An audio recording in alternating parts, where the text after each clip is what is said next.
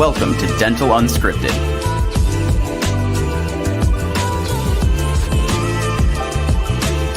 Where Mike Dinzio and Paula Quinn break down the practice ownership journey, one episode at a time. Starting up, buying, and running a successful dental practice.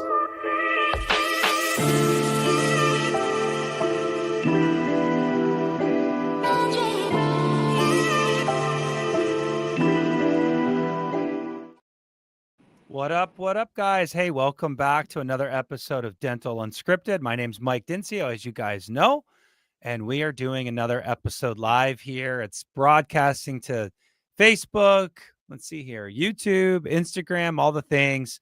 I'm excited because today we've got a great speaker and host and friend and partner and all the things. We're gonna dig into some marketing today, specifically on SEO, search engine optimization. Let's debunk that. What is it? It's elusive. People don't really know how it works, but it's supposed to be important. I've got a fantastic guy on the show today, so let's get right into it. I don't have any housekeeping other than follow, like, subscribe. Like I always tell you guys, please review us, give us the 5 stars, all the things. We love doing this. We love giving you guys great unscripted content. I can vouch that today is specifically unscripted. It always is, but today it very much is. We've got a hard stop. But Guido Tebano with Market My Market, the CMO, is founder, owner, whatever we want to call it. Guido, welcome to the show, buddy. Welcome to the show. Thanks so much for having me. It's a pleasure. Yeah, buddy. Yeah, no, it's a pleasure for you to be on our show. So today we're talking and breaking down SEO, but before we really do that, I want to hear about Market My Market. Like, what is it all about? Why did you start the company? All the things. Let's get into that. Absolutely. So Market My Market has a very interesting start. It started about over a decade ago with the 2 partners, Chase and Ryan, as a legal marketing company. And my background for the past, 20 years, I hate aging myself, has been in like REITs and with, self-storage.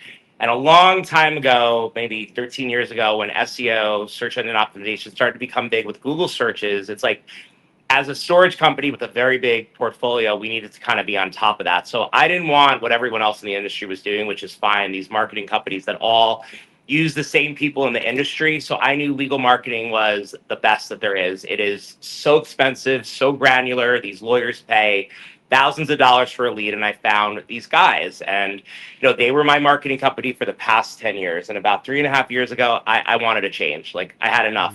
I wanted to do this myself, so I came on board. And I had a really good friend who at the same time was in a DSO for dental, and she left and she opened her own first oral surgery practice. And here we are with hundreds of dental clients later and a big marketing portfolio, and we're dental marketers. And since the marketing companies always have like that one dentist that they tried it and it worked out really well, and then they did another and another and another. It's just like, it's the same story with you. Yeah. Yeah. So, I had a lot invested. She's one of my best friends, so we couldn't let her down. But, we realized early on competitiveness next to legal, it's about half, if not even more, less competitive. Because it's like you get an attorney and they want to be ranked number 1 in a big city like Miami or, Chicago. And it's just not like that in dental. So, yeah, it's totally true. And you're right. Attorneys, CPAs, all the professional folks in the world spend a lot of money on marketing just to get one opportunity. So they throw big dollars. It kind of reminds me of like big case dentists where, in fact, we talked to one the other day and they just want the big implants, right? It's kind of like that kind of marketing, but let's not get into that. Like, that's a very niche thing. Let's talk SEO. And when I met you, for the first time, like, oh, here we go, another marketing company. I get calls like this all the time. And someone said, you got to meet Guido. He is the real deal. I'm like, okay, let's meet Guido. And I love the name, right? The name's the best. But essentially, when I got on the phone with you, you started talking about Google Maps. And I Yes. know everybody's been talking about Google Maps for a minute. And I know personally that Google Maps is kind of the way Google has been trying to push everybody. You are the Mhm. only one really breaking that down in a smart way. I would love to break that down today, but and what all that means and kind of the history of that. So, but Yeah. let's not get crazy here. Let's just talk real quick for the audience to just let's lower the expectation for a second. What is SEO? Let's just do that first. Don't get Yeah. crazy. What is So SEO? search engine optimization just means with all different searches that are popping up, and it's a lot of different platforms today. And I mean, everyone usually always talks about Google, but we got to talk about the chat GPTs that are coming into market right now and taking share faster than ever before. But it's really like making your website optimized so you show up in searches, right? And that is in multiple different like ways. So we like to refer to it as digital marketing because I think SEO has like a really sort of broad connotation. It's like just saying like you're a general dentist. Like general dentists can do a lot of stuff. And it's the same thing. There's a lot of different components that go into search engine optimization. So we always want, and you too on the consultant side, our clients to really understand like what the scope of work is and what does that mean. And that changes depending on markets. Because the way someone searches for a dentist in West Virginia is a lot different than how someone searches in New York City, right? And there's other factors that come into play, especially in dentistry. So it's really a granular sort of market by market thing, literally, So I which is why think it's so the I name. th- so I think that's really good. I want to go there because I think a lot of companies, marketing companies, treat every dentist similar in all different markets. And again, this is part of the attraction of why we started talking to you. But so let's just back up. SEO, search engine optimization. So what you said was it's the way, well, in other words, it's my words, it's the way Google picks you up organically when someone searches, right? That's right, right. It's as simple as that. So search engine optimization. So the way I always say it is kind of like Google's constantly crawling in the ether, crawling, reading, spiders everywhere, reading, sending it back to the mothership. I always tell doctors, like, do you remember when the internet first came out? Now I'm dating myself, and it was all Yahoo, and you would search something, and it would be like, this isn't what I searched at all, and you'd have to scroll. Do you remember this shit? Like, That's right. it was just like, and then today, how much better it's gone. When we search things, we get pissed that it's not the first one. It's like, what? That's not what That's I right. searched. We start so SEO is really important for that. And Google has gotten really good at it. And now Chat GPT is kind of throwing another thing, which we can go there with this episode. So that is SEO. If you're not doing SEO, you're not showing up, right? Like you're not You're gonna organically be you're showing. gonna be invisible, which is why doctors come to you and they're like, "Oh, I've done the same thing forever," and all of a sudden, in the past year, their new client base is like falling because people are transient more so than ever before. If you look at how sort of post COVID and like in the world today, people move very frequently, especially under 30. Sometimes move every 2 to 5 years. Mm. So your market in literally in a neighborhood is not what it is anymore. It's not like you find your family dentist and you're there for 30 years. Just like you're not in the same house you grew up in anymore. You're transient. Yeah. And that's becoming more and more predominant, with just the way the world works and us being connected. Are you talking So about like the cache and things? So when you move around and you're searching, it changes all that. Yeah. that too, but even physically, like I do not live in the same place that I even went to college or where I grew up, or even I lived 5 years ago in New York City. It's like, as a nation,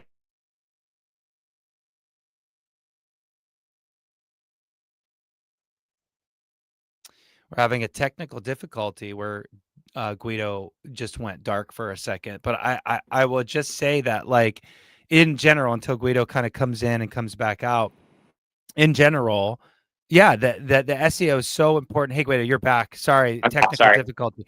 What were you were saying was is people are changing and constantly searching differently. Yeah. That's right, right. And there's trends, right? I mean, if you look at the news today too, and you're looking at who your target audience is, it's like that's why we start everything with Google Maps and kind of looking. There's some tools that tell you like where your office is, where people are going to travel from based on IP addresses and phones. Regardless of if you're using ChatGPT or not, you're still using Apple Maps or Google Maps to find directions and kind of hover around. So that's not going anywhere.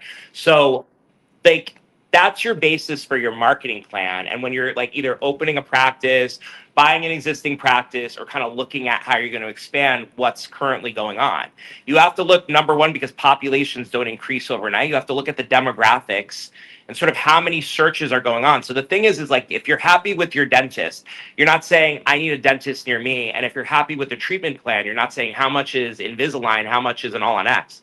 You have a trust factor there. So those are your opportunities, not how many DSOs are in the market, dentist to patient ratio anymore. It's searches.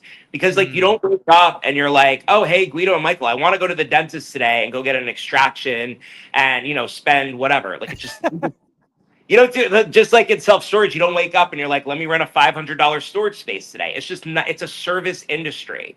It's Yeah. there because you need it. And that's why the searches matter so much in sort of driving patient flow and traffic and looking at growth. Okay, So, so we've got some ground to cover in a very short period of time. Let's pause on you and the differentiators and put that in the end of the episode. So now that we've identified what SEO is, let's talk a little bit about what your marketing company should be doing for you for SEO. Meaning, okay, so we know we need to do it. We understand it now based on what we've just been talking about for 12 minutes. Now let's cover, like, I get a lot of proposals as a consultant. It's like, okay, well, you could do the SEO package for 500, and then you could do the SEO package for 1,000, or you could do the SEO package for 1,500. What in the hell? What's the difference between all of this? Question A. And question B, what should we be looking for as far as activity goes once we chose one of those packages? Like, sure. break that down a little bit, because I think dentists hear that and they're like, oh, well, I could get away with $500 package. Why do I need the 1,500 package? And it's just like, Right. they don't know how to quantify that decision. Does that make sense? Yep, absolutely. So let's start from the basics. Anyone that's offering you a package you want to run as far away as possible from. No two dentists are the same. And it's like, you going in and being like, I have one price for an implant. It's like no patients are the same too. What has to happen is you need to have a discovery call, and based on like what your needs are specifically and what your goals are, has to back into the marketing plan. For instance, two general dentists can be totally different. One may take insurance, one may be fee for service, one does ortho, one doesn't, one places implants. They're two totally different scopes. Yes. So I think dentists like things that they can relate to and they understand a package. But it's like, what the heck today can you get for $500, right? You can't even whiten someone's teeth for that much. So like, how are you getting good marketing and really understand what's going on for that too? So you got to take a look back at that also. Two, you have to have a realistic. Two, we have to have a realistic what? We lost him again. I think, again, while he's coming back in, I think he's right. Every office has to be customized in their approach. So number two, go Guido. Number two. So, you want to look at what realistic growth is in a market. Anyone that's promising you overnight growth with search engine, it doesn't just happen like that. You have to create content. You have to optimize sites. There's a window, where you send a message to Google to crawl and index what you did. That could take anywhere from 4 to 8 weeks, sometimes longer. It's not, if everybody could do it, they would all do it and we wouldn't have this problem. So like, you have to have a really realistic expectation for growth, like what does that look like? How many new patients you have now? Is like 20% growth in 6 months feasible? And there's other things too. I think, one of the things also that marketing companies should talk about is quantifying leads. It's not anymore about being on page one or having 1 million reviews. It's not enough. I'll use this example because in like personal injury, like you want to be on page one and, our background there, it's like, the calls to action, they call them CTAs, what gets someone to go is like, I won $20 million, right? There's no exchange of money if that attorney takes your case until they win. So it's much easier for people to sign up. In dentistry in the past year, there's an exchange of insurance or money. So when they land on your site, like once you're on page one or you have the high number of reviews, they ask questions. Most frequently asked question, do you take my insurance? That is a CTA. Two, are you a family-run practice and not a DSO? And what do I mean by that? The sort of the story branding on the doctor profile, it doesn't need to be a picture of you on vacation skiing with your kid and your dog. That's great. But like what they're looking for is that they're coming to you. You're not doing procedures on them they don't need. Why did you open this community? That you listen to them, and other things too. It's like in ortho, it's a very retail driven thing. In some of these cosmetic things, it's like everything in America today is like how much you pay on a cash flow basis, right? Yeah. You open a new practice. How much can I afford to pay for phones that you don't look at total price, and neither do people? You haven't seen a car commercial in the past 3 years for the price of a car. It's like, get this BMW for $499. Yeah. And houses and interest rates are still at an all-time high. We don't have a housing crisis because banks have found a way to position it to work with people's budgets. Go on Zillow. This house is $2,500 a month. It's the same thing in dentistry. If you don't play that game, you are not going to get conversions. And it doesn't matter if you're fee for service, at a network, in network, you're still going to have to create pages that target insurance to get your phones to ring. Yeah, I think that's perfect because it's all about what people are searching in your area, full circle here.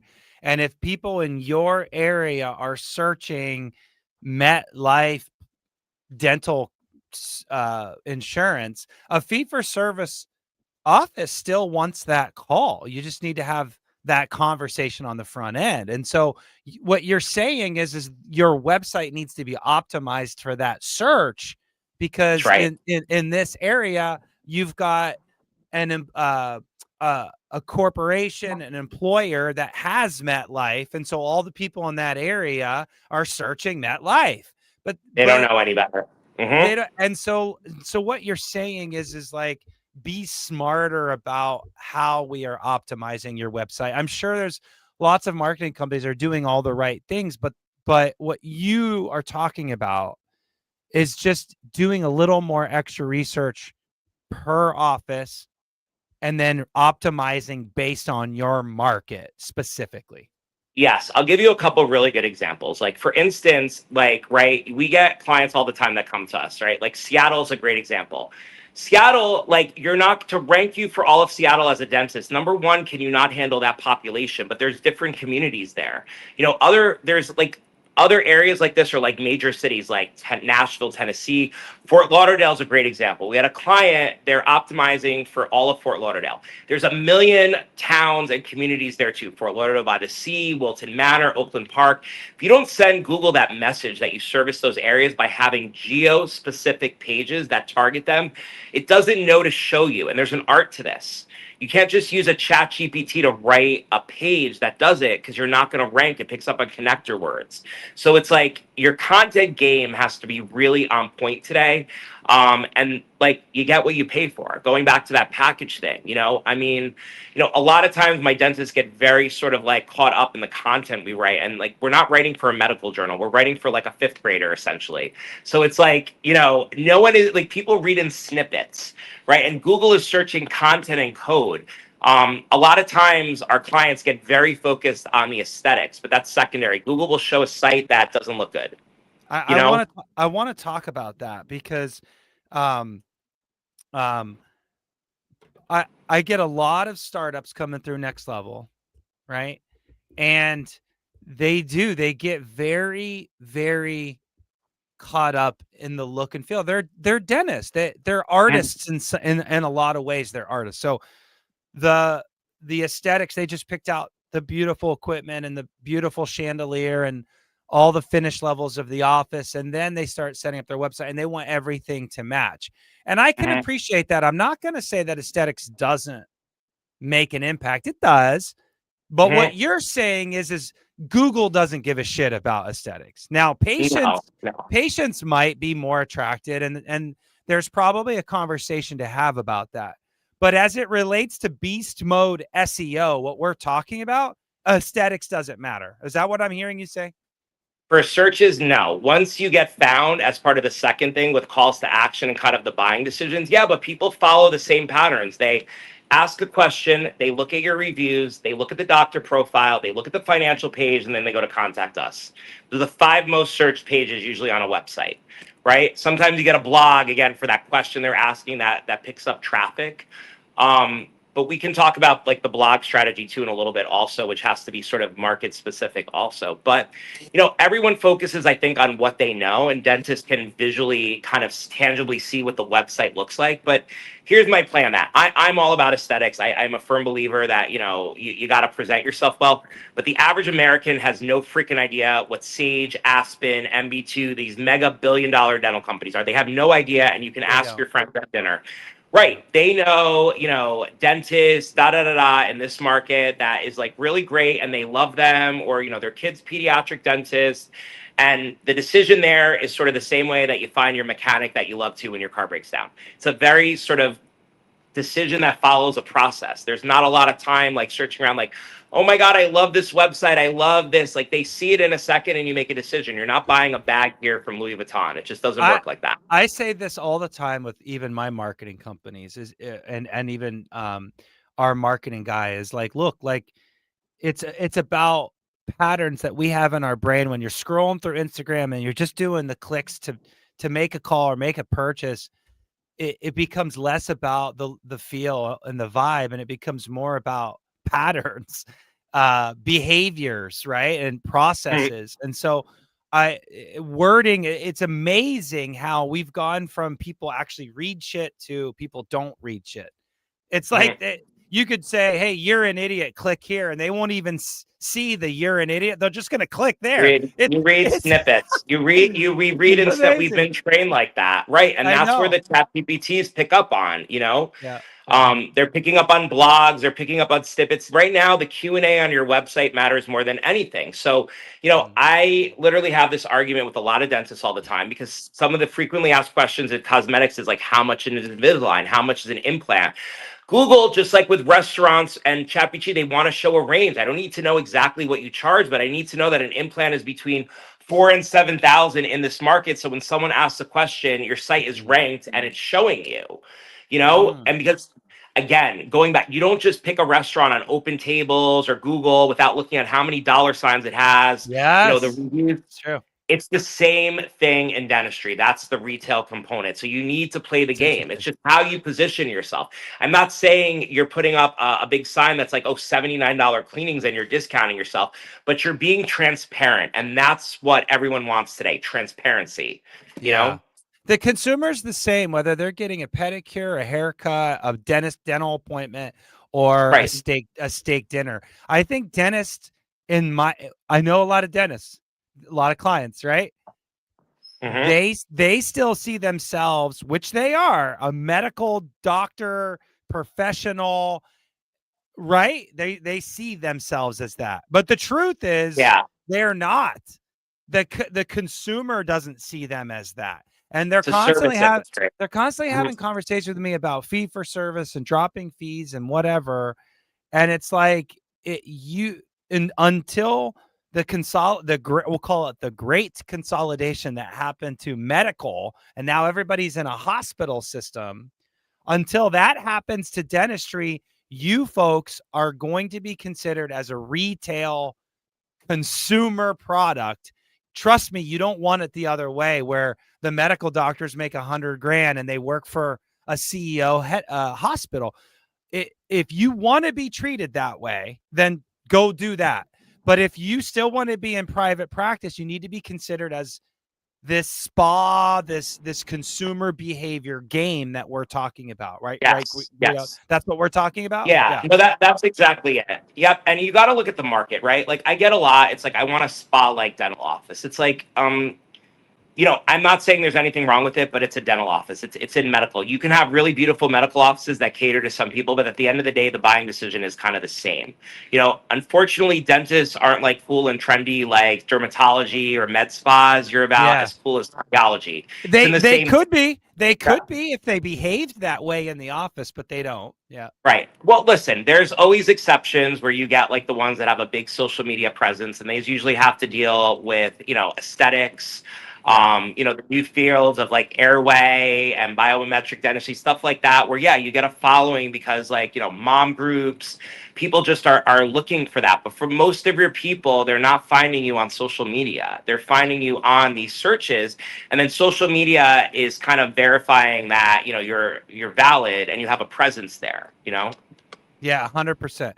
All right, let's Mhm. spend this last leg because I know you got to go. Your time is very precious. Let's spend this last leg before you got to drop and take that call, and let's talk about why MMM Market My Market is different. Not so much a sales pitch, but you're telling us what we need to do, how Yes. customized things need to be. Can you give us the beast mode as the title suggests in this episode? Yes. Give us some hacks. Like why are Okay, you guys so doing it? Yeah, let's go. start. Let's start from where all the major cool stuff comes from. We have another company called the Local Agency, where our team comes from a franchise and has worked on maps on an enterprise level.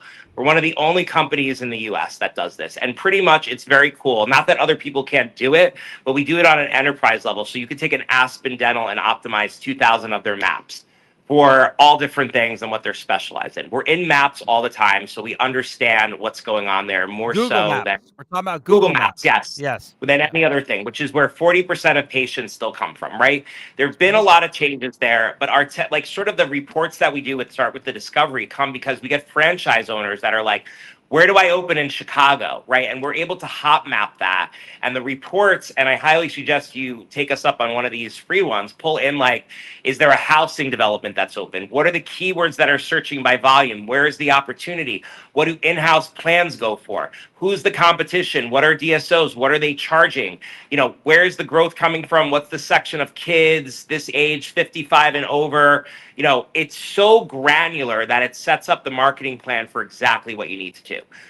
On maps, there's a lot of changes that sort of happened over the past year. Number one, there's categories for dentists. So if you're in the wrong category, Google's not going to show you. Going back to, you said that example before where it's like people get very frustrated before where they search for something and it wouldn't come up. It's like you're looking for a storage space and you get a boat storage company. It's like, no, that's not what I was looking for. And you're Right. in a landlocked area.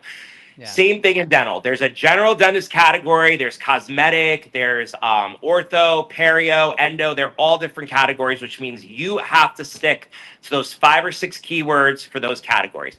General dentists get dentist near me, hygiene, crowns. There's some overlap with perio because they get implants and oral surgeons. That means you need to stick to that. Number 2, as of a couple months ago, you can actually text from the Google Business Profile. 3, Google's been beta testing sort of scheduling tools from the profile, which means eventually they're probably going to do that because they want engagement. So that means you should probably be looking into some sort of scheduling tool to capture more people there, which means, talking to your practice software, seeing what that looks like. Last thing too, and then I have a couple more tips, is that you started noticing that the socials, Meta, Instagram, and Facebook are now being linked to the Google profiles, which means Yeah. something might be happening there. So you need to watch this, right? When you Yeah. start seeing things, it means something's going on. You want to be ahead of the curve. The other thing too is, you want to make sure your highlights are on there. This is like your dating profile. So if you don't do pediatrics, don't put it on there. If you don't do sedation, things that bring people in are like cosmetics, payment plans, sedation, those hot keywords that, you're showcasing. Other thing, you need relevant photos on there. Nice photos of your office are great, but that's not what's going to bring people in. They want to see before and after cases, right? Mhm. The other thing I'm going to end with is like, it's not more reviews you have, the higher you're going to rank. You can rank on a Google map with 4.3 stars and 33 reviews. After that, the next metrics you want to hit is about 100. And after that, it's like having a company that knows how to play with the algorithm to get you to show, because it's not the more reviews you have, it's engagement, which means you respond to the reviews. You want reviews coming in consistently. That's the name of the game. People are interacting with that profile. You So know, it's not how good and how many per se. It's other things involved here. it's other things. Yes. Again, you want Wow. to make sure that there's not, sometimes doctors buy practices and there's another floating profile that's there that has the same address, and Google's not going to rank you because it's like, who do I show? So you Yeah. need to clean up. Everything has to be uniform. Your address, you can't have like suite number on one and then B on another. It has to all be uniform Yeah. across all of like the sort of the online platforms. Yeah, The so other it's almost like the more obvious of what you are, Google likes that because, and it makes sense. It making goes their back job to my easier. last comment of how before it used to be terrible when you Googled or when you search something. Now it's so good. And Yeah. Google loves that it's so good. So if there's some conflicting messaging out there, Google's like, Yes. I don't want to be wrong. I don't want to be wrong. That's right. So you want to make their job easier. It costs them money to crawl your website and do this. So when you play by their rules, that's it, right? Uh, As a marketing company, what does that mean? When you put out content, it has to drive traffic. Content, otherwise, I could use ChatGPT and put out thousands of pages about implants or whatever on a site and get it to rank. It doesn't work like that. Content, literally, what all of you should do now when you go home is take a snippet of one of your pages, put it into Google search, and see if it comes up. If it comes up on a bunch of other sites, your marketing company is plagiarizing your content and you're not going to rank, because Google's also like, who do I show? This happens a lot with dental marketing companies. They have one piece of content about implants or dentures or crowns, and it's on every one of their sites that they created. You will not rank anymore. It just doesn't work like that. that's The other interesting. thing is you need geo-specific pages. Again, going back to that example in Fort Lauderdale, it is not enough. What markets are you in there? You need a page for each of your procedures that targets that, right? Same thing, you want to target 55 and over communities, which is a great thing for cosmetics. They're getting a lot of disposable income, generational wealth passed along. You need pages that target those areas of the community specifically. So someone searches, or the same thing if you want to target in Seattle Google clients or Microsoft. You need to put it out there so they find you. It's not just like you're there and they're going to come. It just doesn't work like that, you know? Mm-hmm. Mm-hmm. Those are the really big tips. And also, we work with sites on WordPress. There's other things out there. We like WordPress because it's good for pushing content. Google likes content and code. And touching briefly on the blog strategy, a lot of dentists are like, why do I need blogs? Why do I need blogs? Well, blogs, if they're done correctly, we write them, but they have the dentist name attached to it. So Google gives it a vote of confidence because they're like, oh, there's a doctor that wrote this blog about implants, not some rando person that did that. There's a Mm-hmm. certain word count associated with it. And they're also specific to what is going on within that radius that targets people. If you're in West Virginia, don't write a blog about fluoride treatments. No one cares.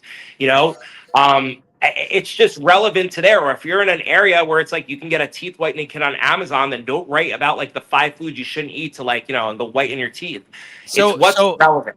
I need to talk about that because a lot of marketing companies, you pay for these packages that we talked about, Mhm. 500, 1,000, 1,500, and you pick a package and then they just kind of do what they do. And you're hoping that they're doing the research on your area before they publish some Mhm. kind of article. But if they're not doing that research and they're just recasting or rewriting a blog from 5 years ago that they did for another GP, which is fine, but it has to be relevant to your area and it has to, obviously not be copied word for word.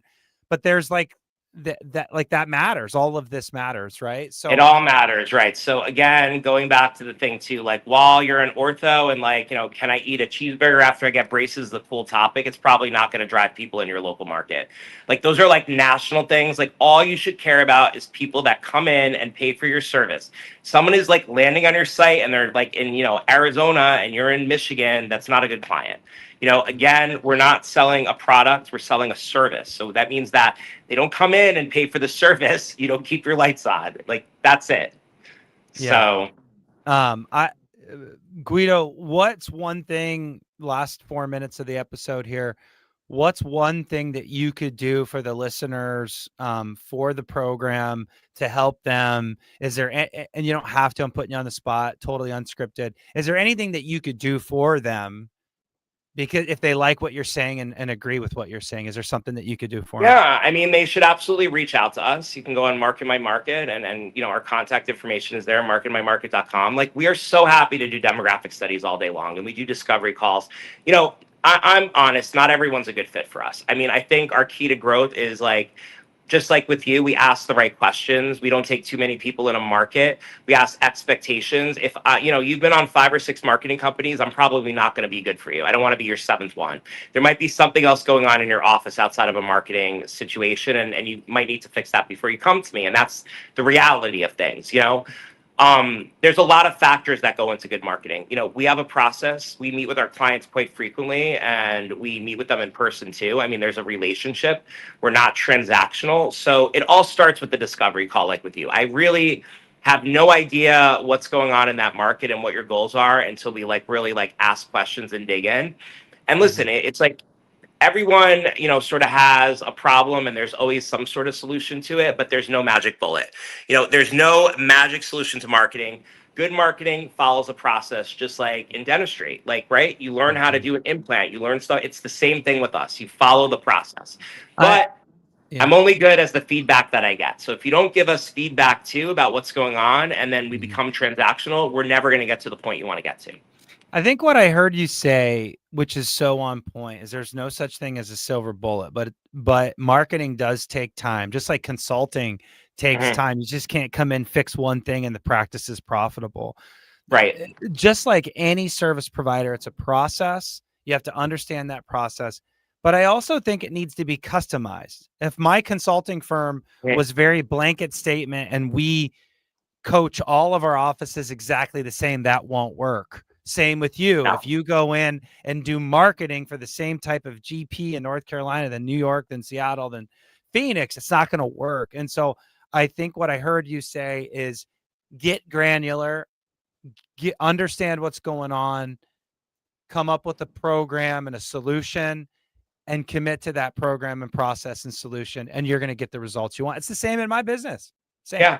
That's why we work well with you. I mean, we're aligned in the type of clients we look for, and that they follow a process. I think that's really important. And again, there's other factors that come into play. We didn't even talk about paid ads and how a lot of marketing companies tend to focus on that, especially when you first open. It's like, you pay for those positions. It's an auction. If you have no rankings, we're going to blow through money. You have no reviews to back it. You're not going to get conversions. Slow and steady always wins the race. You want to push, but you want to push just enough that you never lose care, quality, and control, I say. So it's like, good luck telling a dentist, a client, hey, this is going to be slow, especially to a startup, right? But there are ways and there's needs for those types of things, but it's all part of a custom strategy. So Guido, thanks for your time. It's time. I know you got to go. I appreciate you. The thing that I want to say lastly is, hey, look below the link down here. If you're watching on YouTube or whatever you're on, we got some contact information, and just get granular. Boy, that was literally beast mode. So thanks for being a beast in this space. And we'll talk to you. We'll talk to you later, brother. Great. Thanks again. Thanks, man. Bye.